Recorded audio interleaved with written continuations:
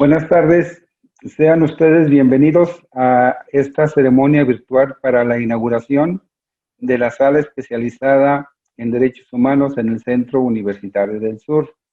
Nos acompaña nuestro rector, el doctor Jorge Galindo García, asimismo el maestro José Trinidad Padilla López, en calidad de presidente de la Red Internacional de Derechos Humanos y Derecho Internacional Humanitario.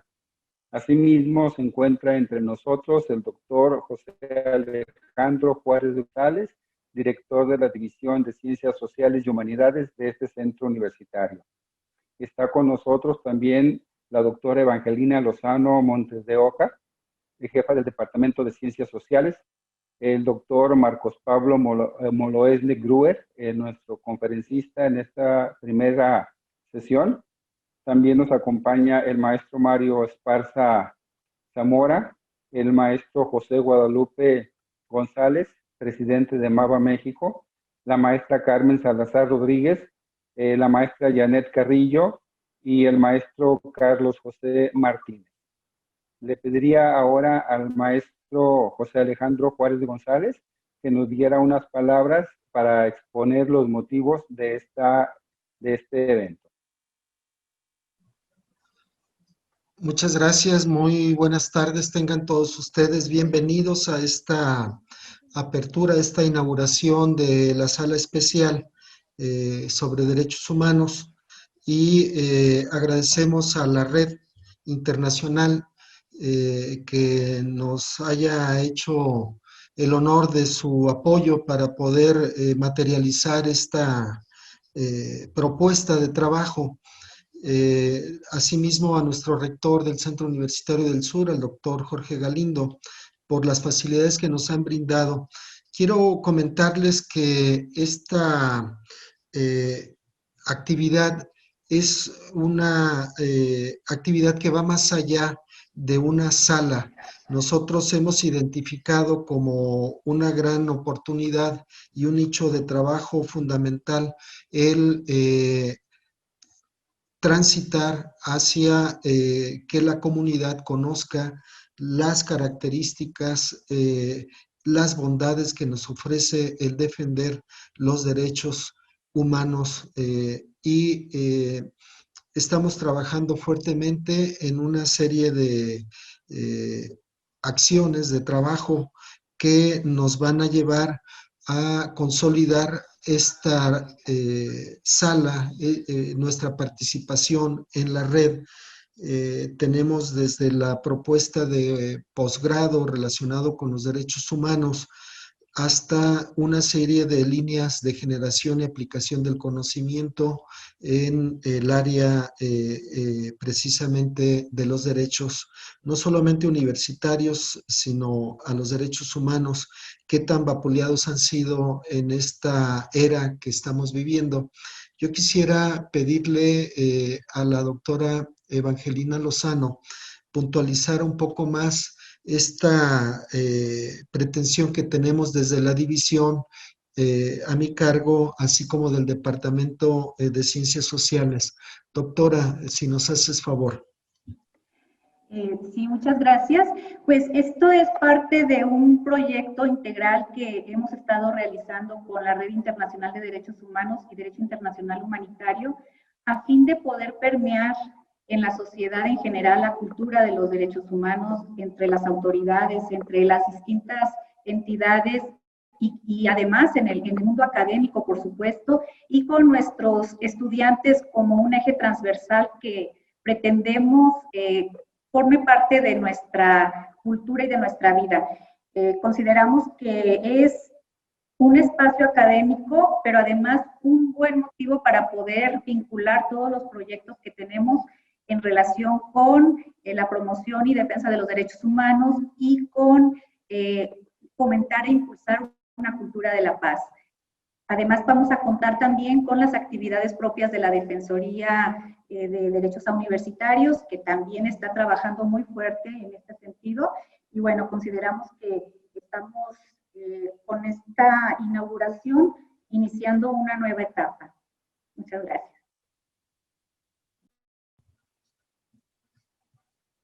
Muchas gracias, doctora, por tus palabras. Adelante, maestro Rodrigo. Muchas gracias al doctor José Alejandro y a la doctora Evangelina. Ahora le cederé el uso de la voz al doctor Jorge Galindo García, rector del Centro Universitario del Sur. Muchas gracias, estimado Rodrigo.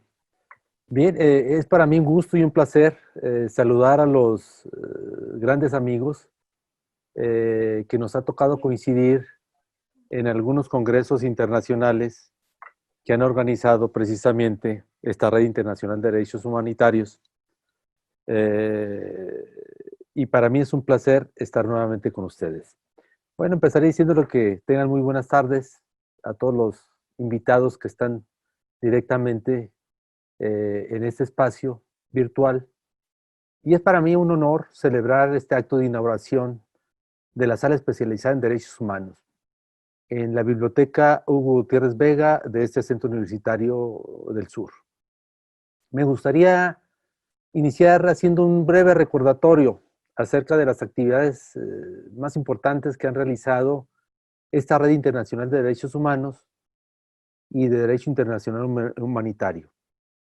Les podría decir que esta surge como una remembranza del trabajo colaborativo y colectivo que hemos llevado a cabo, bueno, desde el año 2017. Cuenta con más de 30 instituciones y diversos actores sociales que fundamentalmente desean fortalecer el respeto y la promoción a los derechos humanos, a esta cultura de los derechos humanos en Iberoamérica, mediante el fomento a la investigación y a la formación de profesionales de derechos humanos. También hacia la cooperación entre estas instituciones y al intercambio académico que estamos haciendo.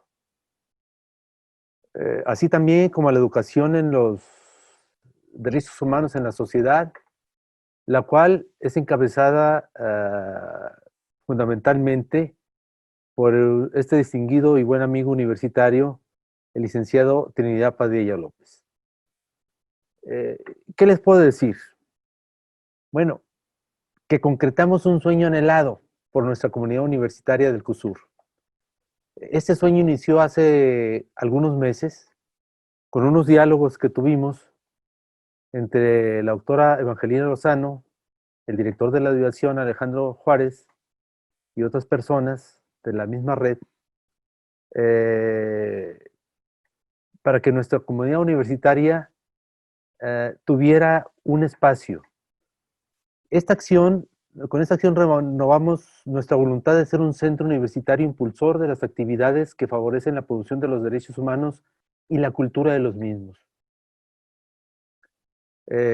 Con gusto les anuncio que nos conformamos con abrir nuevos espacios y estos se abren a nuestros usuarios en la Biblioteca Hugo Gutiérrez Vega, perdón. En esta nueva sala será un lugar de encuentro, podríamos decir, un centro de recursos para el aprendizaje y la investigación para los derechos humanos. Nos enorgullece que como biblioteca universitaria garantizamos nosotros el acceso igualitario a la información que busca a través de sus servicios y de la creación de espacios de integración cultural y social también, contribuir a la formación de ciudadanos competentes que puedan desenvolverse de forma inteligente y crítica en la sociedad que demanda cada día más justicia, igualdad y equidad.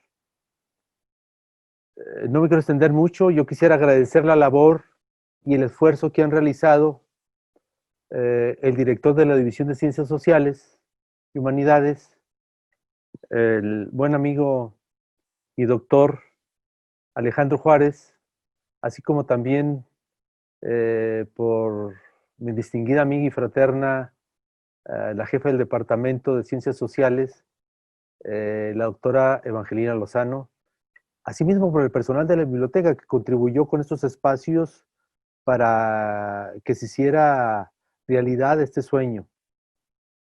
También por el constante apoyo y compromiso que ha tenido nuestro presidente de la red, el licenciado Trinidad Padilla, para que nos ayudara a cristalizar ese espacio dentro de nuestra biblioteca.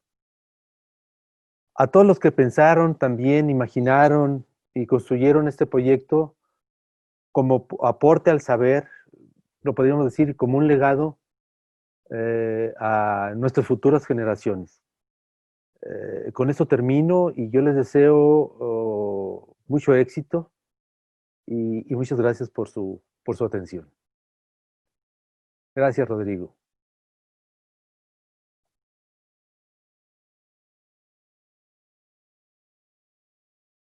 Sí, Rodrigo, ¿sí me escuchas? Sí, doctor, muchas gracias. Sí, gracias. Buenas tardes.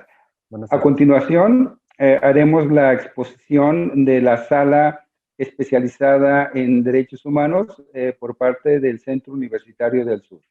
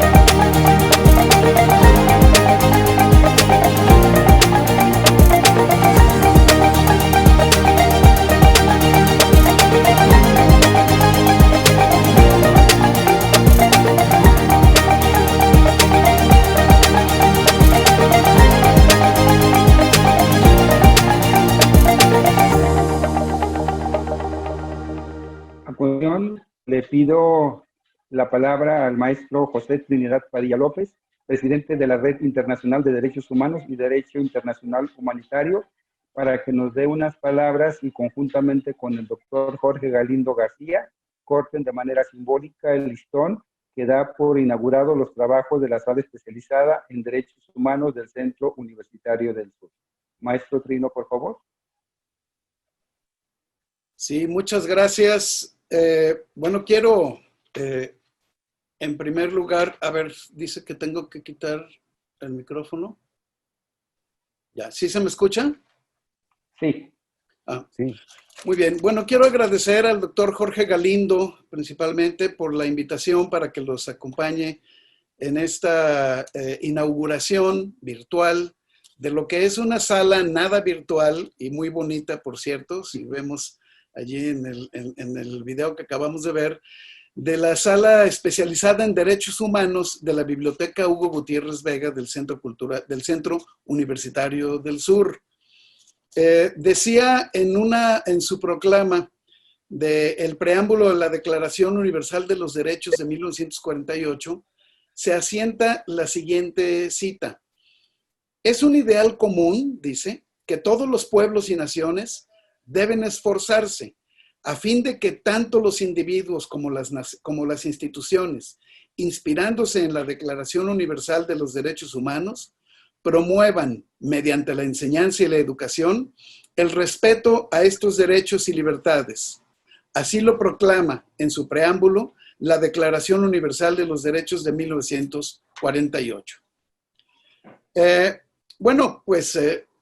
Esto porque la educación y la cultura son sin duda pilares esenciales para la creación de una cultura de paz y de respeto. Por lo tanto, la cultura de los derechos humanos impacta directamente en la educación y la educación con derechos humanos crea una cultura de paz. La educación es un derecho humano fundamental, así como un instrumento poderoso que permite a cada uno de los integrantes de la sociedad encontrarnos unos con otros y que puede lograr abrir espacios de participación comunitaria para los grupos más vulnerados. A pesar de que la educación de calidad es uno de los principales ejes rectores de la Agenda Mundial 2030 para el Desarrollo Sostenible, la desigualdad y la falta de oportunidades siguen siendo un problema latente para los gobiernos para lograr una sociedad inclusiva para la cual es importante contar con una educación con y para el respeto de los derechos humanos donde perdure la dignidad humana. En el mismo sentido, los derechos culturales suelen quedar al margen del reflector común. La creación, la protección y difusión del patrimonio cultural y el acceso a los bienes y servicios culturales son el derecho de todas y de todos. Es así como las bibliotecas, al ser un espacio de convergencia donde académicos, especialistas y población en general pueden acceder tanto a cultura como a educación por historia, las bibliotecas han sido un espacio de transformación social. El contar con un espacio como la Sala Especializada en Derechos Humanos en la Biblioteca Hugo Gutiérrez Vega es, sin duda, un gran paso para dar difusión y acceso a la educación y cultura de los derechos humanos. Representa este esfuerzo la materialización del compromiso adquirido por el Centro Universitario del Sur y por la Red Internacional de Derechos Humanos y Derecho Internacional Humanitario.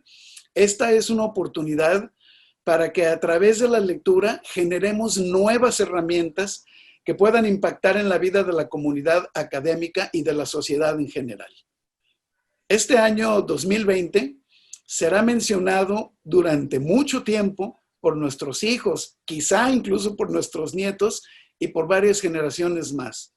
Pero solo nosotros decidiremos cómo será recordado según las acciones que hagamos. Por lo tanto, quiero decir en nombre del Comité Ejecutivo de la Red Internacional de Derechos Humanos y Derecho Internacional Humanitario que felicito a todos y a cada uno de los involucrados en los esfuerzos para lograr este objetivo.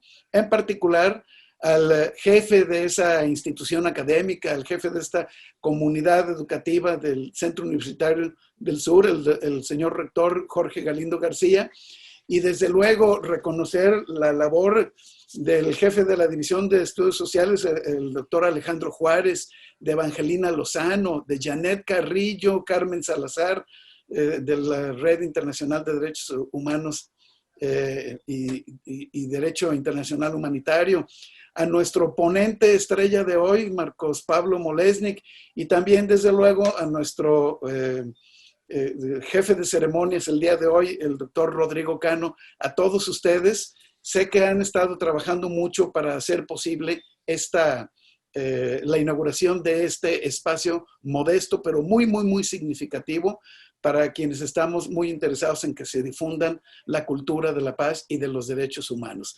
Enhorabuena y muchas felicidades. Y creo que ahora habría que pasar como dijo Rodrigo, al corte del listón. Entonces ya ustedes me dirán qué hacer. Muchísimas gracias.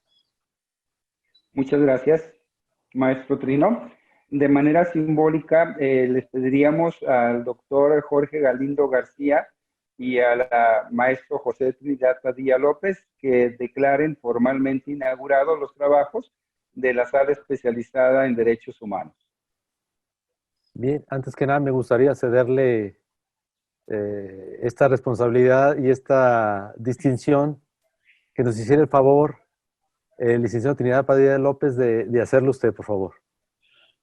Bueno, pues como no tenemos listón para cortar, simbólicamente cortamos el listón y declaramos formalmente inaugurada esta sala especializada en derechos humanos de la Biblioteca Hugo Gutiérrez Vega del Centro Universitario del Sur, siendo las 17 horas con 25 minutos de este lunes 31 de agosto del año 2020. Deseándoles toda suerte de éxitos a este nuevo espacio para los universitarios y para la población en general.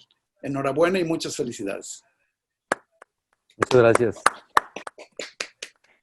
Muchas gracias. Ahora les cedo el uso de la palabra a la maestra, a la doctora Evangelina Elizabeth Lozano Montes de Oca, jefe del Departamento de Ciencias Sociales, para que con la presentación del doctor Marcos Pablo Moloesnik Gruber por formalmente inaugurado los trabajos con la conferencia. Les cedo la palabra a la doctora Evangelina Elizabeth Lozano Montes de Oca.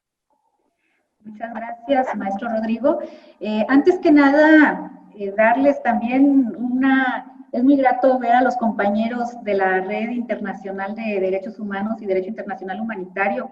Esta es su casa, el Centro Universitario del Sur ha tenido siempre las puertas abiertas y están cordialmente invitados porque esta es la primera de muchas conferencias que estamos impulsando junto con la Red de Derechos Humanos y que por supuesto que los compañeros queremos que formen parte de ella. Muchas gracias por estar aquí presente y por apoyar siempre todos los trabajos.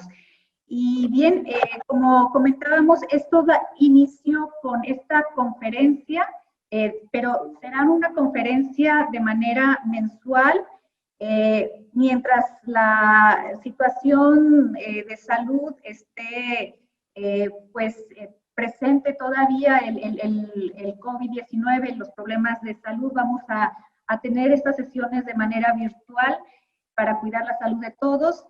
Sin embargo, tenemos ya la programación de un semestre completo de conferencias y estamos inicios muy contentos aquí presentando al doctor Marcos Pablo Moloesnik. El doctor Marcos Pablo Moloesnik es profesor, investigador, con adscripción al Centro Universitario de Ciencias Sociales y Humanidades, al Departamento de Estudios Políticos de este centro, y se ha desempeñado como profesor huésped en las universidades de Colonia y Libre de Berlín, Alemania, Buenos Aires y Rosario, Argentina, y Varsovia, Polonia. Es politólogo egresado de la Universidad Nacional de Rosario y cuenta con una maestría en políticas públicas por el INAP de España y un magíster en Defensa Nacional por la Escuela de Defensa Nacional de Argentina, así como con un doctorado en Derechos por la Universidad de Alcalá de Henares, España. Maneja diversas líneas de investigación en temas de derechos humanos, de derecho internacional humanitario, y ha publicado innumerables artículos, libros y pues una muy vasta obra. Doctor Marcos Pablo, pues cedo el uso de la voz para que nos imparta esta conferencia magistral. Sí, muchas gracias y muy buenas tardes a todos. Pues yo he preparado una exposición que he titulado COVID-19 y Derecho a la Vida en México, porque desde que se declaró la pandemia en nuestro país han pasado exactamente 6 meses. Se ha cumplido lo que el responsable de la estrategia de combate al coronavirus, el subsecretario Hugo López-Gatell, en su conferencia de prensa del día 4 de junio, identificó como el escenario más catastrófico que se podría dar en nuestro país, que era de presentarse 60.000 defunciones producto de la pandemia. Lo que ocurrió el 22 de agosto pasado. Entonces, se cumplen 6 meses, decíamos, y se puede concluir que la inacción del gobierno federal mexicano, que solo ha apostado a la mitigación a partir de la capacidad hospitalaria como único indicador, ha devenido en una elevada carga viral comunitaria que en cifras oficiales, de acuerdo a las estimaciones más conservadoras, arrojará un saldo de 130.000 defunciones para el día 1 de noviembre. Y quién sabe cuántas más personas de carne y hueso van a morir hasta que se logre dar con la vacuna, ¿no? Digamos, en otras palabras, lo que nosotros queremos decir es que no se han hecho suficiente número de pruebas, no se han identificado las cadenas de contagio para neutralizarlas y ni siquiera ha habido una comunicación profesional para atender la crisis. Incluso ni siquiera se ha recomendado el uso de cubrebocas, tal como lo establece por lo menos desde el 1 de junio la Organización Mundial de la Salud.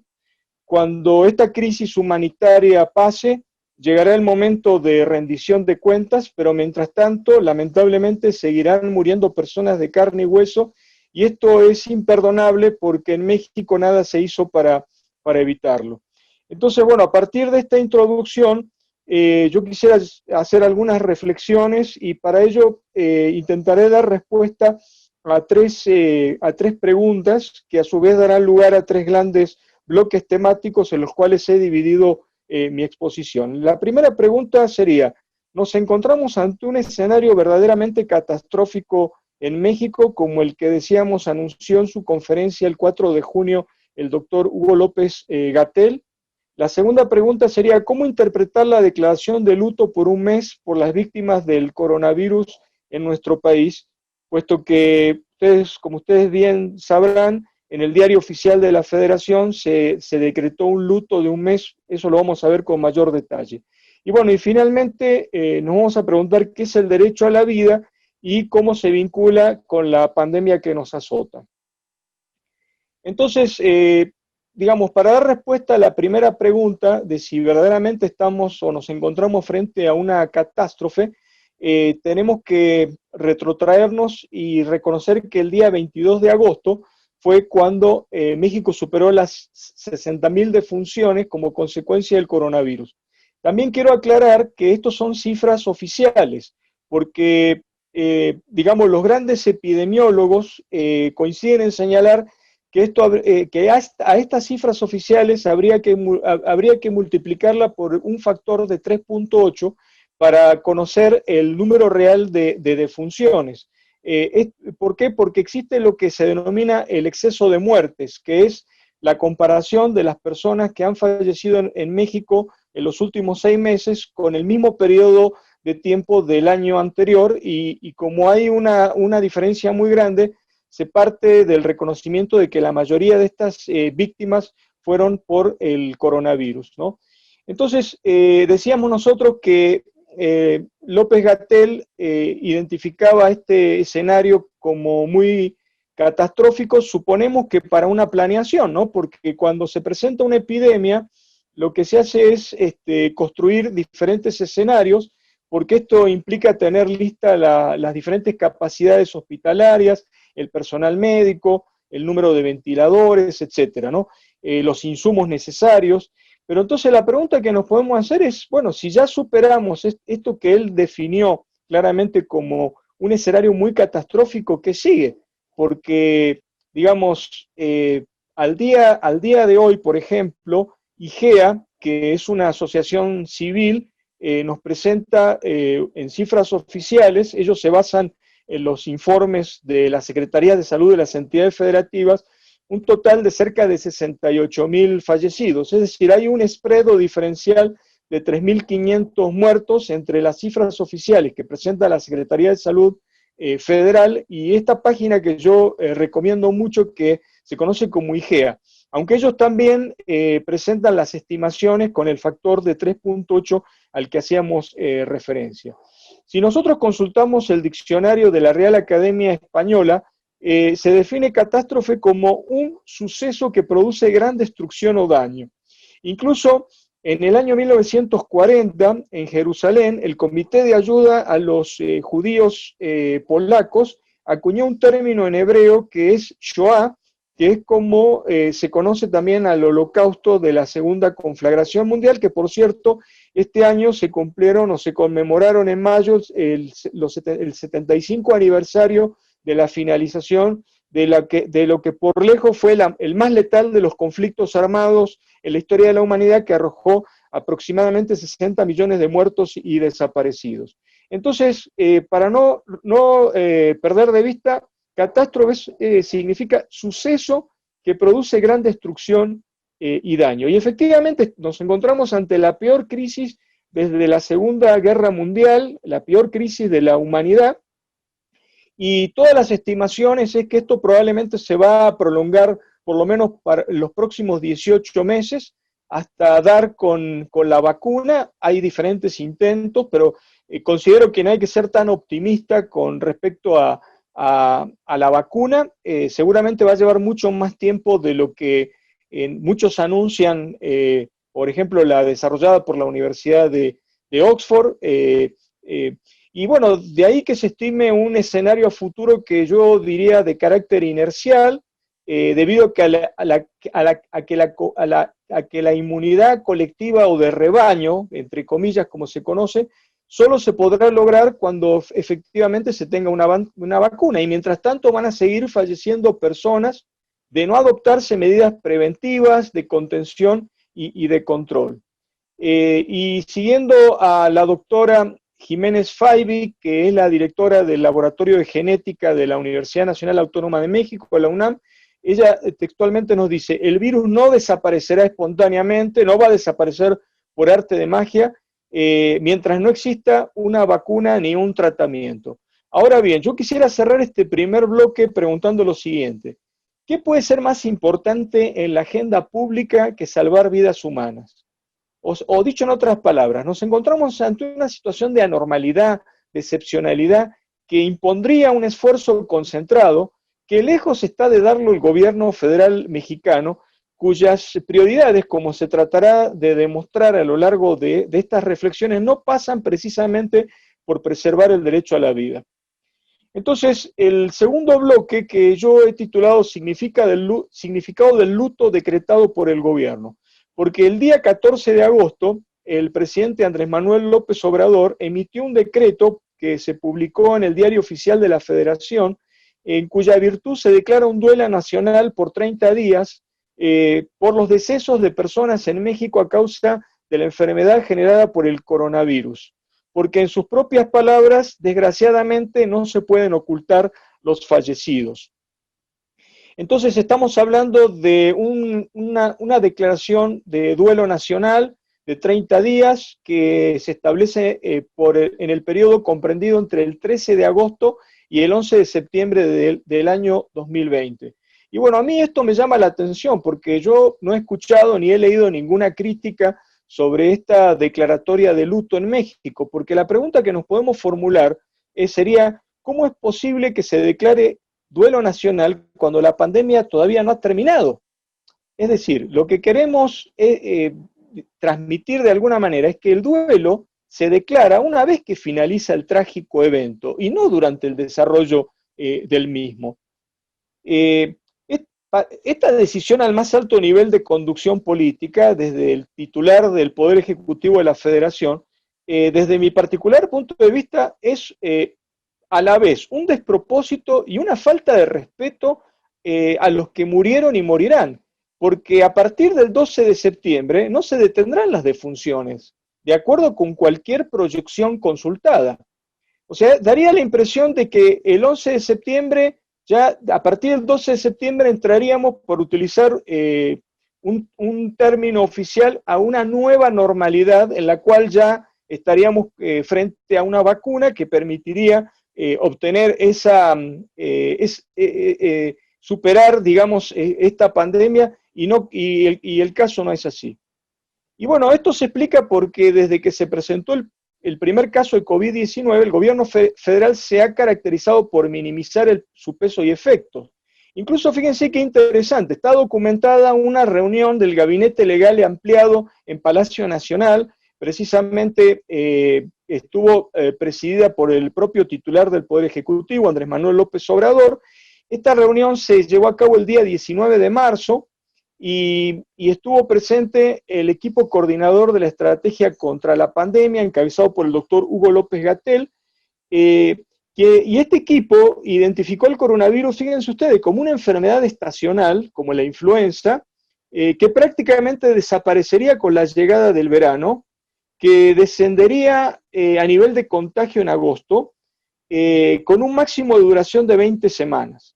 En dicha junta, repito, el día 19 de marzo, en dicha junta, los especialistas del Gabinete de Salud llegaron a afirmar, escuche, porque esto es realmente interesante, sin fundamento, por cierto, científico, que, cito textualmente, por un tema de genética, la raza mexicana tiene una mayor resistencia a este tipo de virus que otras razas como la europea. Y con una predicción en ese momento que iba desde los 400 hasta, digamos, el escenario catastrófico de 6.000 fallecimientos. El gobierno central tampoco se ha caracterizado por contribuir, como lo adelantábamos, a generar una conciencia social sobre la magnitud del riesgo, ante la ausencia de una comunicación profesional y clara en momentos de incertidumbre. Quiero decir que no hubo campañas serias ni consistentes, ni siquiera con el ejemplo del cubrebocas. En última instancia, y como lo pone de relieve un consultor en la materia, y esto es muy importante, nunca deberá olvidarse que la comunicación profesional desde el gobierno es fundamental para salvar vidas humanas. Hace unos días yo tuve la oportunidad de escuchar a la señora Angela Merkel de Alemania, en un discurso que tuvo una duración exacta de 5 minutos, con una claridad meridiana, explicándole a la gente cuál era la situación en la República Federal de Alemania y cuáles eran las medidas que se deberían seguir adoptando para evitar los rebrotes. Y lo curioso es que en Alemania, en cadena nacional, en un menú uno puede escoger el idioma en el cual quiere subtitular el discurso de Angela Merkel, ¿no? Bueno, en contraste, ustedes saben que el Ejecutivo Federal tomó la decisión de continuar con los proyectos estratégicos de la autodenominada 4T, Cuarta Transformación, tales como el Tren Maya, el aeropuerto de Santa Lucía y la refinería de Dos Bocas. Es decir, claramente, al más alto nivel de conducción política, el presidente antepone la economía a la vida humana. Al mismo tiempo, incluso, ustedes recordarán, después de las llamadas jornadas de sana distancia, el propio presidente alentó el desconfinamiento para contribuir a la recuperación económica y claro, con la consecuente propagación de contagios de coronavirus, ¿no? Entonces, fíjense que una investigadora del CIESAS dijo totalmente, el gobierno no tenía que poner a su ciudadano a elegir entre salir a trabajar para comer o contagiarse de COVID, ¿no? Recapitulando, y ya para concluir este bloque, ¿no? La única estrategia del gobierno encabezado por Andrés Manuel López Obrador ha sido la de mitigación, al centrarse exclusiva y excluyentemente en la capacidad hospitalaria, sin importar su propagación, que trajo aparejada una elevada carga viral comunitaria, al no aplicarse suficientes números de pruebas, ni hacer rastreos, ni cortar las cadenas de contagio. Tampoco les interesó el número de defunciones, que como ustedes saben, en números absolutos y en cifras oficiales, ubica a nuestro país en tercer lugar a nivel mundial, después de Estados Unidos y Brasil. En palabras de la directora del Laboratorio de Genética de la UNAM, que bueno, yo les recomiendo mucho, es un artículo que se publicó en mayo de este año en el periódico Reforma, y cualquiera puede consultar, se titula El fiasco del siglo, y cito textualmente lo que ella escribe ahí. La inacción y el discurso condescendiente revelan resignación ante un curso de acontecimientos que era predecible, no inevitable. Las acciones de López-Gatell han sido perjudiciales a la contención. La lista es larga, pero destacan 3. 1. La descalificación de medidas preventivas simples y efectivas, como el uso de cubrebocas. 2. La desinformación sugiriendo que los portadores asintomáticos no contagian. Y 3. La insistencia en que las pruebas diagnósticas masivas no son útiles. Tampoco interesa, como ya lo puso de relieve públicamente Michael Ryan, el director de emergencias de la Organización Mundial de la Salud, que en México un pobre o el miembro de una comunidad indígena sean hasta un 50% más vulnerables a morir por COVID-19. Y esto guarda correspondencia con los resultados de una investigación que se presentó en julio de este año, que incluye hasta principios de julio de este año, donde los investigadores de la UNAM demuestran que el 71% de las personas que hasta principios de julio murieron por coronavirus eran personas con un bajo nivel de escolaridad promedio, primaria incompleta, preescolar o incluso sin estudios, ¿no? Pero lo más grave, ¿no? Nos referimos a un investigador de apellido Rojas que se desempeña en la Universidad Libre de Berlín, y Rojas nos demuestra que respecto al número de años de vida perdido, lo que sucede en México es inconmensurable. ¿Qué quiere decir esto? Que, por ejemplo, en Europa Occidental, la esperanza o expectativa de vidas es de alrededor de 81 años. El promedio de edad de los que han fallecido en Europa es de 82 años. Es decir, que hay una correspondencia o una correlación entre la esperanza o la expectativa de vida en Europa y la edad promedia de quienes murieron en el viejo mundo. Pero casi no hay diferencia. Pero fíjense que en México, mientras nuestra esperanza o expectativa de vida es de 75 años, en promedio, los que han fallecido como consecuencia del coronavirus, el promedio es de 61 años. ¿Esto qué significa? Que hay un spread de 14 años de vida perdidas por esas personas que fallecieron en promedio 61 años cuando podían haber vivido hasta los 75 años. Y concluye este hombre, son 2.300.000 años de vida perdidos en todo el país. Y por eso él dice, esto es algo inconmensurable, o sea, es un daño inconmensurable. Bueno, pero además, hoy se sabe que quienes logran sobrevivir, o sea, los que logran superar, gracias a cuidados médicos, este virus es multiorgánico, es decir, es un virus que deja secuelas de por vida y por tanto atenta significativamente contra la calidad de vida de las personas. Es decir, las personas que logran superar el COVID-19 presentan secuelas tales como agotamiento crónico, dolores musculares, problemas respiratorios y neurológicos, porque, repito, el coronavirus afecta a múltiples órganos. Entonces, a la no intervención como decisión de política sectorial de salud, porque en políticas públicas no intervenir también es una decisión. Es decir, en políticas públicas toda decisión tiene un costo, no hay decisión que no sea gratuita. En este caso, claramente, al apostar por la estrategia de la mitigación, se dejaron de lado la prevención y la contención, pero también se dejó de lado, como decíamos, la comunicación profesional, como el ejemplo que dábamos de señora Angela Merkel en Alemania. Entonces, no solo eso, sino que además debemos sumar la condena moral, paradójicamente, que desde el gobierno se reserva a las víctimas. Es decir, el gobierno no quiere asumir su propia responsabilidad y se la transfiere a la población.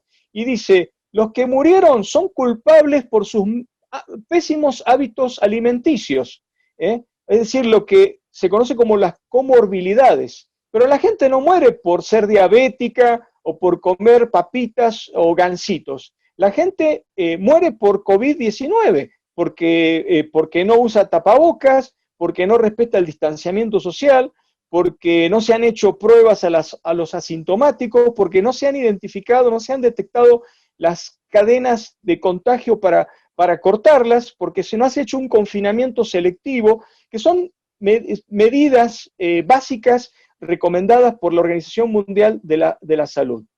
Y bueno, yo quiero terminar y en todo caso dejar abierta la sesión de preguntas y respuestas, porque evidentemente esta presentación, y más que estamos ya a las puertas del segundo informe de de gobierno del presidente Andrés Manuel López Obrador, y yo quiero ser un poco provocador, y entonces el último bloque que hemos adelantado justamente es el que lleva por título COVID-19 y derecho a la vida en México, ¿no? Bueno, en primer lugar, bueno, creo que valdría la pena recordar que el derecho a la vida, el sagrado derecho a la vida, es en Occidente, por lo menos, el más importante de los derechos humanos, porque mantenerse con vida es el requisito, la condición para gozar del resto de los derechos humanos, ¿no? El derecho a la vida responde a la tradición judeo-cristiana de Occidente y está consagrado, entre otros instrumentos jurídicos internacionales, en el artículo 3 de la Declaración Universal de los Derechos Humanos y en el artículo 4 de la Convención Americana sobre Derechos Humanos, que México ha ratificado, se ha incorporado estos instrumentos jurídicos al ordenamiento jurídico nacional y por tanto son de obligada observancia o cumplimiento. Y bueno, todo esto implica o explica la imperiosa necesidad de otorgar prioridad a la vida humana sobre los efectos económicos de la pandemia, porque mientras lo material se puede recuperar en el futuro, quien destruye una vida, destruye el mundo entero, de conformidad con el proverbio hebreo del Talmud. Todo gobierno debería, por lo tanto, salvar la mayor cantidad de vidas posible.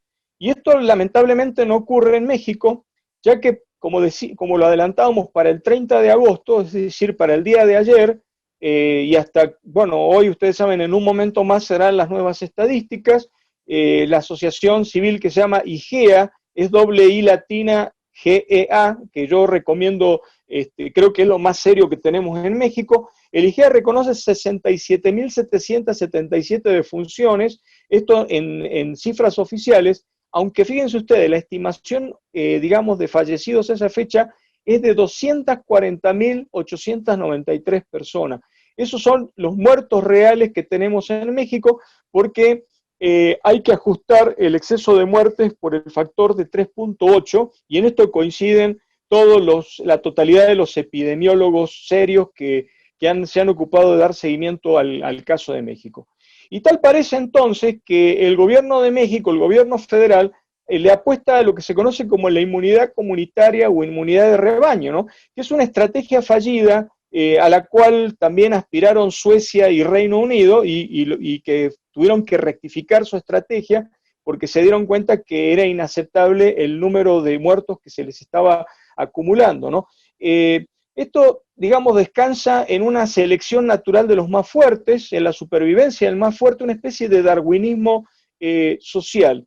Y esto guarda correspondencia con un reciente tuit atribuido a la primera dama, que si bien fue borrado, no fue desmentido, y que a la letra rezaba, lo voy a leer textualmente: gracias a la ciencia, escribió Gutiérrez Müller el día 25 de agosto, gracias a la ciencia hemos aprendido que la selección natural es un hecho comprobable y comprobado. Esta apuesta por la inmunidad de rebaño es rechazada por diversos epidemiólogos, ¿no? Porque, por ejemplo, se hace una estimación de que para lograr esta inmunidad de rebaño tendríamos que sacrificar en México 3,5 millones de personas. O sea, tendrían que morir 3,5 millones de personas para que por lo menos el 70% de la población pudiera generar anticuerpos del coronavirus, ¿no? Bueno, como quiera que sea, es claro, y ya con esto estoy cerrando mi exposición, que oficialmente en pocos días más alcanzaremos la cifra de 70.000 muertos. Y fíjese qué dato curioso, ¿no? 70.000 muertos fue el balance de 2 años de ejecución del programa conocido como T4. El programa T4 fue el programa de eutanasia del Tercer Reich. El Tercer Reich, es decir, el gobierno encabezado por Adolf Hitler, que se extendió de 1933 a 1945, y bueno, T4 se conoció como programa T4 porque, digamos, la sede de ese programa de eutanasia se encontraba en la Tiergartenstraße número 4, es decir, en la calle del Zoológico número 4, ya no existe, pero si ustedes en el futuro tienen oportunidad de viajar a Berlín, detrás de la Filarmonía, es decir, del edificio de la Filarmónica, hay un monumento de arte moderno con una placa que, digamos, señala exactamente dónde estuvo la casa donde funcionó el programa de eutanasia, que en 2 años, a partir de 1939, arrojó un saldo de 70.000 personas que el régimen nazi consideraba que no merecían vivir. Bueno, lo que llama la atención es que en poco más de 6 meses en México tendremos el mismo número de víctimas que el programa de exterminio de quienes no merecían vivir a lo largo de 2 años. Por lo tanto, en México, desde mi particular punto de vista, no nos encontramos ante una catástrofe, ¿no? Tal como el diccionario de la Real Academia Española define catástrofe, o tal como decíamos, el Comité de Ayuda a los Judíos Polacos de Jerusalén lo definió como Shoah, ese término hebreo, en el año 1940.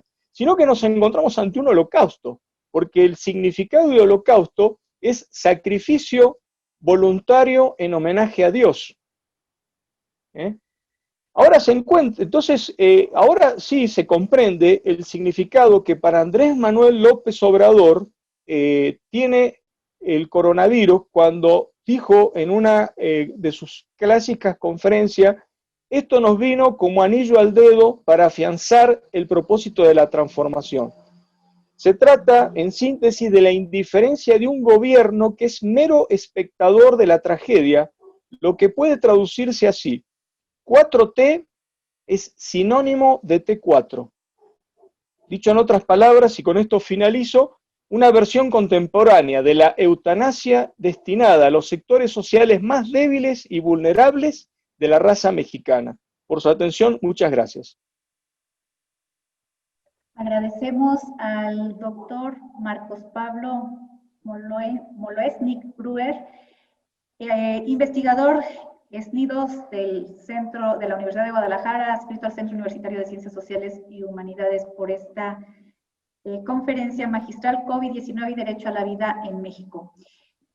Doctor, ¿y ahora cómo garantizar ese derecho humano, no nada más a la vida, sino a la salud y al tener una calidad de vida aceptable con las secuelas que pudieran permanecer derivadas de esta pandemia?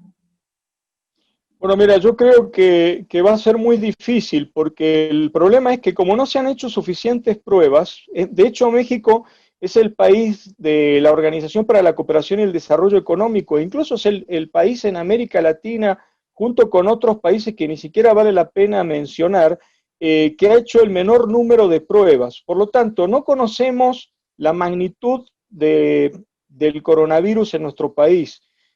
Al no llevarse a cabo pruebas, tampoco conocemos cuáles han sido las cadenas de contagio. Para poder, como decíamos antes, de manera selectiva, confinar a los asintomáticos o a aquellas personas que presentan síntomas y que por tanto podrían contagiar al resto de la población. Yo creo que se perdió la oportunidad, se tuvo la oportunidad al inicio, pero digamos, nunca hubo un control, porque, repito, toda la estrategia se basó en la mitigación, es decir, en la capacidad hospitalaria, y curiosamente también en México la tasa de defunción de quienes son internados por COVID-19 es muy elevada. Por ejemplo, en el Instituto Mexicano del Seguro Social, las estadísticas demuestran que de cada 3 personas que se internan, una fallece. Y esto es porque también el propio gobierno se encargó de hacer su tarea al decir, como ustedes recordarán claramente, que si uno presentaba algún tipo de síntoma, que se quedara en su casa. Decía el presidente López Obrador, acá en México tenemos una tradición de que las hijas cuidan a sus padres. Entonces, lo que está ocurriendo es que las familias llevan a sus parientes a internarla, ya cuando están en un grado de avance tal el COVID-19 que prácticamente llegan desahuciadas. O sea, no hay casi esto que se ha dado en llamar la hipoxia feliz, que es un problema agudo de respiración, donde aunque incluso se los intube y se los conecte a un ventilador artificial, no les pueden salvar la vida. Entonces lo que está ocurriendo es que está muriendo, digamos, el porcentaje de personas que ingresan a los hospitales, particularmente a los hospitales públicos, el porcentaje de muertes es muy elevada. También algo que no hablamos es el personal de sanidad, el que está en la primera línea. Digamos, se sabe que hay cerca de 800 médicos y enfermeras que han muerto en la primera línea de combate, porque el Estado ni siquiera ha sido capaz de garantizarle los insumos necesarios para protegerse, y por eso esta gente murió, y son verdaderos héroes. Y bueno, y lo que yo quiero también decir es que la carga entonces viral comunitaria es muy alta.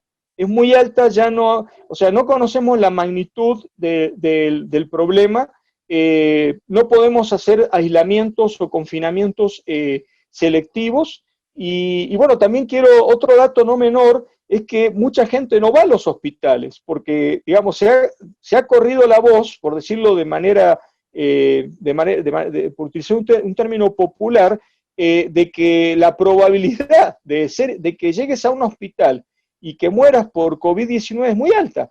Entonces, la gente prefiere morir en sus casas.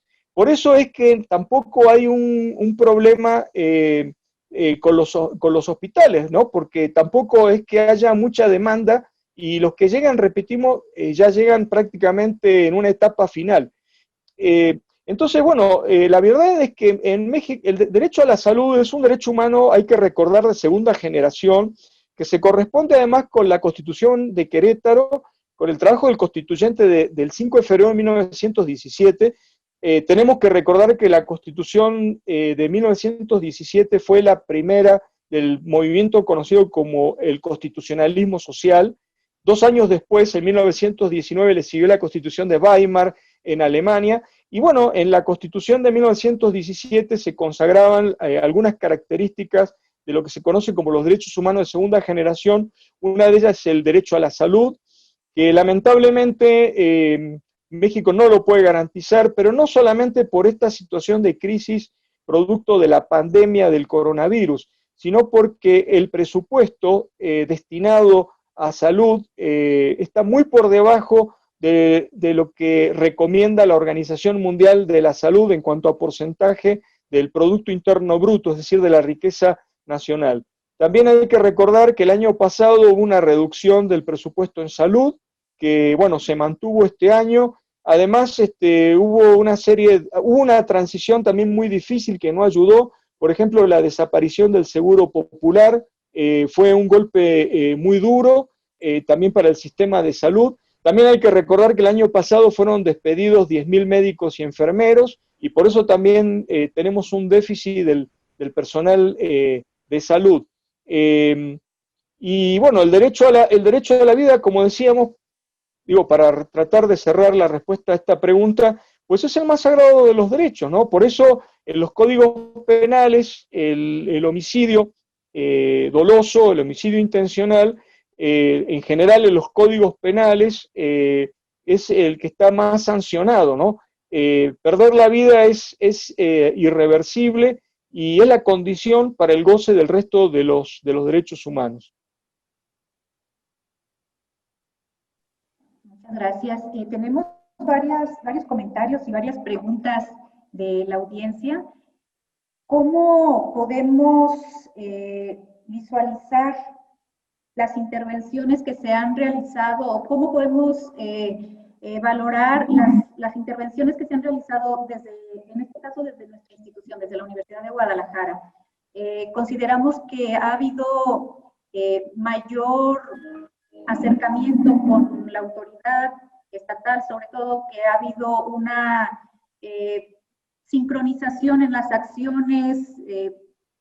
¿Cómo considera que se han realizado estas intervenciones desde nuestra máxima casa de salud? Sí, bueno, cómo no. Bueno, yo creo que ahí se ve claramente, es un factor cualitativo, no material o intangible, muy importante en la gestión de crisis, el liderazgo. El liderazgo es fundamental. Y hay que reconocer a nuestro rector general que verdaderamente ha mostrado un liderazgo proactivo. la Universidad de Guadalajara ha actuado de manera coordinada y responsable con el titular del Poder Ejecutivo del Estado, con el gobernador constitucional del Estado de Jalisco. Ha formado parte de un comité de asesores, de epidemiólogos, y por eso es que también, si uno compara el Estado de Jalisco con el resto de las entidades federativas, nos vamos a dar cuenta que no estamos tan mal. Es decir, en lo que se refiere tanto al número de contagios como, lamentablemente, al número de fallecidos. Además, la Universidad de Guadalajara, por ejemplo, a través de los hospitales civiles y el Centro Universitario de la Salud, está llevando a cabo pruebas gratuitas para la población en general, porque sabemos que también hacer las pruebas en un laboratorio privado es muy oneroso. La Universidad de Guadalajara tiene ese compromiso social y yo creo que lo está cumpliendo muy bien. También hay que reconocerle al gobernador del estado de Jalisco que junto con otros 8 gobernadores que representan aproximadamente la tercera parte del total de la población de nuestro país, elevaron una carta pública al presidente Andrés Manuel López Obrador para exigirle la renuncia de Hugo López-Gatell, que es, digamos, el responsable de esta estrategia fallida que no tiene otro significado que el holocausto y la destrucción de miles y miles de vidas humanas. Muy bien. Muchas gracias por la respuesta. Tenemos una pregunta más y nos envían varios datos que son pues realmente impresionantes. Nos dicen que se espera un pico para el mes de septiembre, que al parecer hubo aproximadamente un conteo de 10,000 contagios más solo por el día de ayer a nivel nacional. Ayer teníamos 63,146 defunciones, hoy 64,158, hace una diferencia de 1,012, que bueno, en ocasiones por el que se atraviesan los fines de semana, los conteos se pueden retrasar. Pero dentro de todo este pues, gran incremento, se da la noticia ayer de que pasan a semáforo, cambian de color a semáforo amarillo, 10 entidades federativas. No sé si tenga algún comentario al respecto. Sí, cómo no. Y justamente uno de los motivos o de los argumentos de estos 9 gobernadores que de manera valiente y responsable, con valor civil o valor cívico, le pidieron al presidente de la República que separe a este funcionario, que por ejemplo, la propia directora del Laboratorio de Genética de la UNAM dijo: este hombre no merece ser llamado doctor, porque este hombre está quebrantando el primer punto del juramento hipocrático. Hablando de derechos humanos, todas las profesiones tienen un código de deontología o un código de ética profesional, y el más antiguo es el juramento hipocrático de la profesión médica. Y el primer punto que establece el juramento hipocrático es no dañar. No dañar. Miren, en cifras oficiales, en promedio en México están muriendo entre 450 y 500 personas diarias. Es decir, no es un dato menor, porque además sabemos que hay un subregistro, que hay un exceso de muertes que no se contabilizan como COVID-19. Además están las muertes, no hemos hablado de esto, pero están, digamos, las víctimas secundarias. ¿Qué significan las víctimas secundarias? Por ejemplo, personas que tienen, digamos, problemas renales o que tenían que ser intervenidas quirúrgicamente y que se le ha suspendido o pospuesto la intervención, la operación, ¿no? Fue, por ejemplo, lo que le pasó a un primo hermano de mi esposa, ¿no? Este hombre tenía un aneurisma y le pospusieron durante varias semanas la operación hasta que falleció por esa causa. ¿Por qué? Porque todo el sistema de salud está concentrado, ha establecido como prioridad la atención al coronavirus. Bueno, justamente decíamos nosotros que uno de los motivos por los cuales los gobernadores exigieron la renuncia de Hugo López-Gatell es que esto del semáforo, no hay criterios claros sobre el tema de los colores del semáforo. Claramente hay un uso político partidista del semáforo. ¿Cómo pueden explicar ustedes que el semáforo ha estado durante mucho tiempo en luz amarilla en Ciudad de México, cuando Ciudad de México junto con el Estado de México son los dos espacios geográficos nacionales de mayor número de contagios y de muertes por COVID-19. ¿Y cómo puede explicar ustedes que a Jalisco se le haya impuesto el semáforo rojo cuando presentaba números que daban cuenta de una cierta normalidad? Es decir, que no solamente que hay una irresponsabilidad por solamente basar la estrategia en la mitigación y en la capacidad hospitalaria como último indicador, como único indicador, sino que además hay un juego político muy perverso en esto de los semáforos, ¿no? Que, digamos, favorecen y penalizan indistintamente a diferentes gobernadores que están, digamos, apoyando o no a las medidas de la Presidencia de la República. Pues muy compleja. Aprovechamos para comentarles que en el Centro Universitario del Sur se ha ya echado a andar el laboratorio COVID, que pues está planeado no solamente para atender este tipo de detecciones. Obviamente ahorita es la prioridad, ahorita está abocado a ello, aun cuando no se ha realizado la inauguración oficial, ya está operando, ya está realizando pruebas de PCR.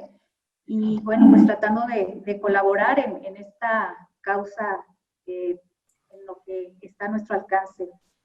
Bien, pues creo que no extenderemos ya más esta, pues muy interesante, pero también pues lamentable situación que nos hace reflexionar en cuanto a lo que está sucediendo y que todos tenemos que abonar desde nuestras trincheras para poder hacer algo y poder atender a la población más vulnerable, porque lamentablemente vemos que aun cuando en un inicio se mencionaba que iba a ser una enfermedad de las clases sociales altas, porque eran quienes podían viajar al extranjero y contagiarse o estar en un sector donde pudieran adquirir el contagio, pues la realidad que vemos ha sido diferente.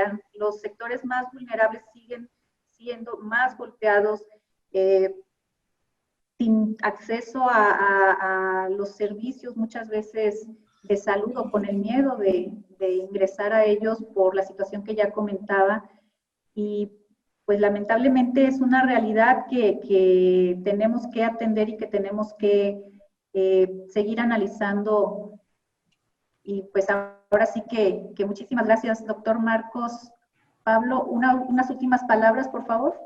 Sí, cómo no. Bueno, yo además de reiterar mi agradecimiento al Centro Universitario del Sur y a la Red Internacional de Derechos Humanos y Derecho Internacional Humanitario, de la que me honro de formar parte, bueno, yo la verdad que mi reflexión final sería, bueno, mañana vamos a estar muy expectantes del segundo informe de gobierno del presidente Andrés Manuel López Obrador, pero si nosotros sumamos la otra pandemia, que es la violencia criminal, junto con las cifras oficiales hasta el día de la fecha, estamos hablando de que ya han muerto 130.000 mexicanos.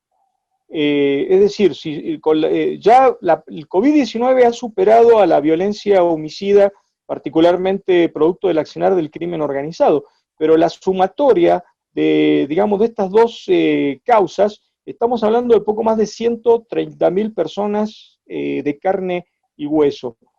Hasta el momento, da la impresión de que el presidente no vive esta realidad, que vive otra realidad, donde no pesan los más de 60.000 muertos del COVID-19 y vamos a seguir sumando. Pero cuando el 1 de noviembre lleguemos, de acuerdo a las predicciones más conservadoras, a 130.000 muertos por COVID-19, que a eso hay que multiplicarlo por el factor del 3.8, cuando los que estemos aquí no tengamos algún conocido, algún amigo, lamentablemente algún pariente que no haya fallecido por COVID-19, yo creo que es muy difícil para cualquier político cargar una mochila de más de 100.000 muertos. Por su atención, muchas gracias. Al contrario, agradecemos la participación en esta conferencia magistral del doctor Marcos Pablo Y antes de ceder el uso de la voz al maestro Rodrigo para despedir ya esta sesión, quiero agradecer a todo el equipo de la Coordinación de Tecnologías para el Aprendizaje por su apoyo, al maestro Fernando, al maestro Neri, muchísimas gracias, y a todos quienes colaboraron. Maestro Rodrigo. Pues de esta manera queremos cerrar el primer evento agradeciéndole a la Universidad de Guadalajara, al rector del Centro Universitario y al maestro José Trinidad Padilla López, presidentes de la Red Iberoamericana, y con esta inauguración de la sala especializada en derechos humanos, concluimos este primer evento de los muchos que, como dice la doctora, serán mensuales, mientras que podamos abrir a otros, a la Universidad de Guadalajara a otras actividades. Muchas gracias. Muchas gracias. Pues muchas gracias a todos. Felicidades. Muchas gracias. Gracias, Trino, por el apoyo. Gracias al doctor Marcos, Andrés Valdés. Excelente exposición. Muchas gracias. Gracias, buenas tardes.